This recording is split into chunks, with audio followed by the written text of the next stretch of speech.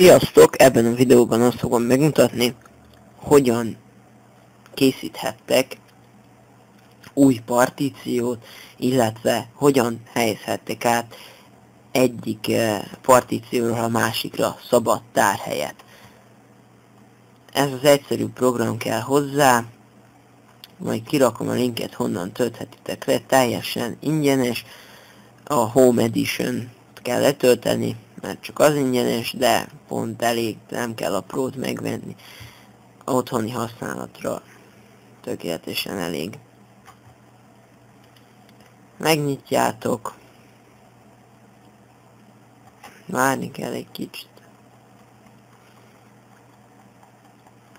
Jó.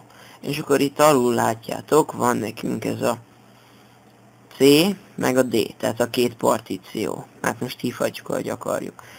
És akkor úgy lehet egyik helyről a másikra szabad területet rakni, hogy mondjuk kijelölöm így a D-t, rákattintok, aztán innen elhúzok, és most levettem itt 27 GB-ot.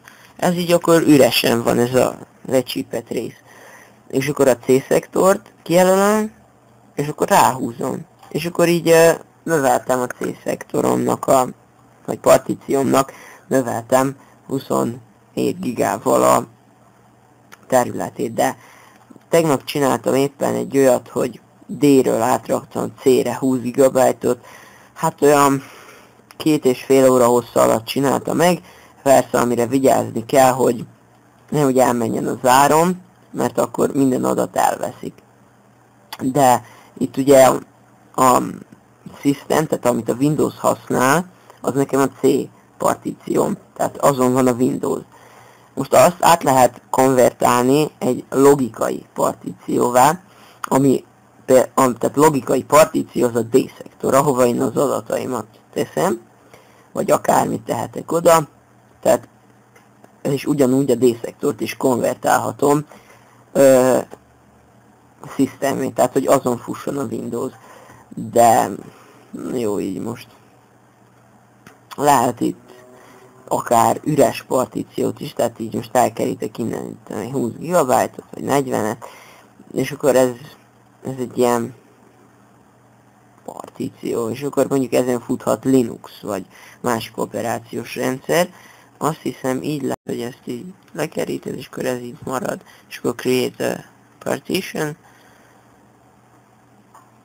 és akkor logikai legyen, vagy hát lehet primary is, hogyha mondjuk operációs rendszernek csinálod Linuxnak, adsz neki valami nevet, oké, és akkor neked van itt egy új partíciód. Ezután rányomod azt, hogy apply, és akkor két operációt fog végrehajtani, idézőjelbe. Az első hosszú ideig tart viszonylag, a második az gyorsan megvan, tehát az első fog nagyobb időt igénybe venni, és akkor be lehet ezt is itt nyomni, hogy kapcsolja ki a számítógépet, amikor elvégezte a műveletet, mert ugye lehet, hogy ott hagyjuk a számítógépet. Rámegyünk, hogy yes, utána kijön még egy ablak, megint yes, és akkor kikapcsolja a számítógépet, elindul a program, és hát aztán tehát újraindítja a számítógépet, és akkor ő magától elvégzi a partíciókkal, amiket beállítottunk, hogy csináljon meg, magától elvégzi, és utána csak annyi, hogy beindítja a gépet, és minden működni fog. Hát ebben a videóban ezt mutattam meg. Sziasztok!